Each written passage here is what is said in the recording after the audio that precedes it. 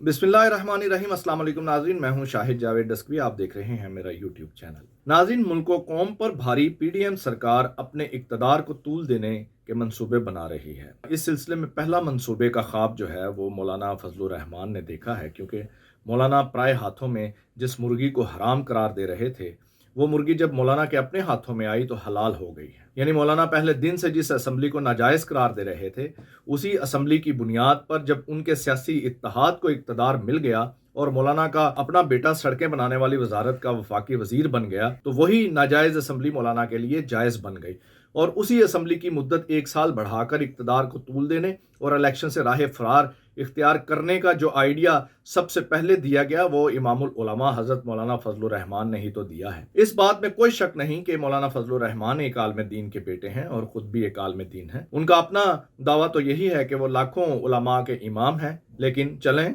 लाखों ना सही, मौलाना फजलुर रहमान हज़ारों उलमा के इमाम तो ज़रूर हैं। हज़ारों उलमा उनको अपना इमाम मानते भी हैं। मैं जब भी ये बात करता हूँ तो बहुत से दोस्त जो मौलाना के नाकदीन में शामिल हैं वो नाराज़ हो जाते हैं। किसी के नाराज़ होने या राज़ी होने से हकीकत नहीं बदला करती, हकीकत हकीकत रहती है। मौलाना की इल्मी हैसियत से इनकार नहीं हो सकता, अलबत्ता उनके आमाल व किरदार और गुफ्तार पर एतराज़ हो सकता है, उनकी तर्ज सियासत पर भी एतराज़ हो सकता है।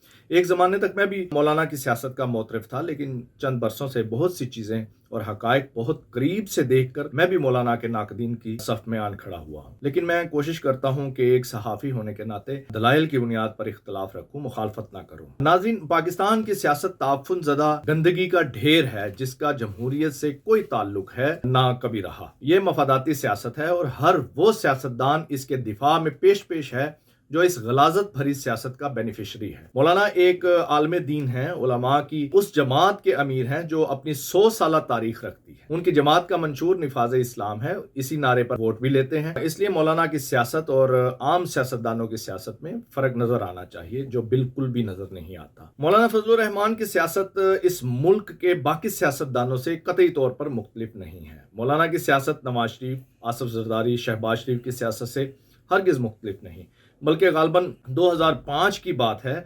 उस ज़माने में मैं और मेरे उस्ताद अजमल सत्तार मलिक साहब रोज़नामा जंग को खैर बात कहकर रोज़नामा एक्सप्रेस में चले गए थे।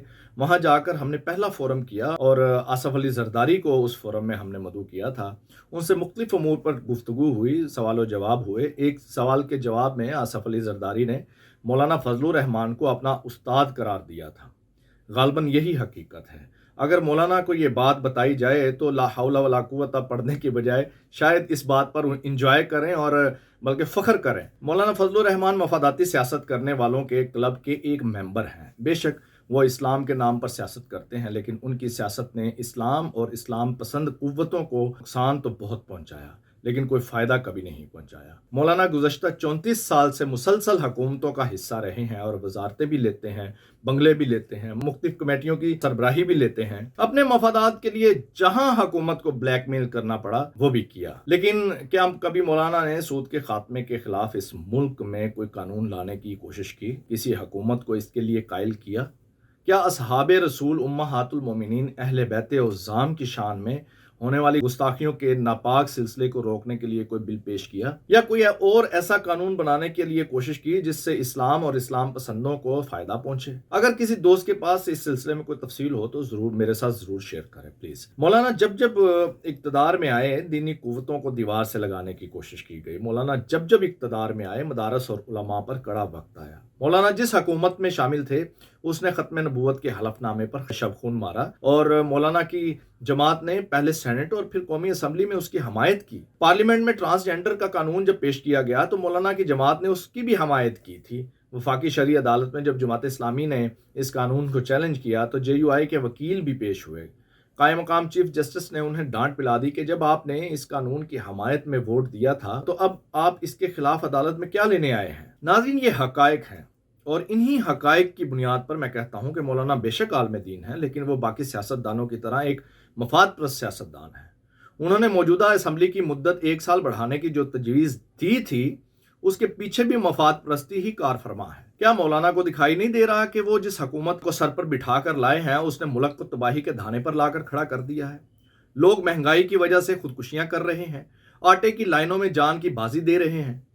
اس ملک میں اتنے بڑے بڑے علماء اور مشائخ ہیں لیکن کوئی مولانا کو سمجھانے والا نہیں کہ یہ آپ کیا کر رہے ہیں۔ 70 سال آپ کی عمر ہو گئی ہے لیکن آپ کو مرنا یاد نہیں۔ اس حکومت کو طول دینے کی ترکیبیں بتا رہے ہیں جو اس ملک اور قوم پر بوجھ بنی ہوئی ہیں۔ آج پوری کی پوری پی ڈی ایم مولانا کی اس تجویز پر لبیک کہہ رہی ہے۔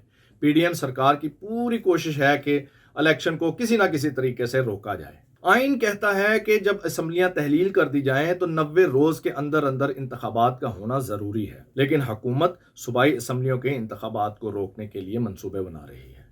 چند روز قبل وزیر اعظم شہباز شریف، آصف زرداری اور مولانا فضل الرحمان کی بیٹھک ہوئی جس میں یہ طے کیا گیا کہ اتحادی حکومت الیکشن میں تاخیر کے لیے عدالتوں کا سہارا لے گی۔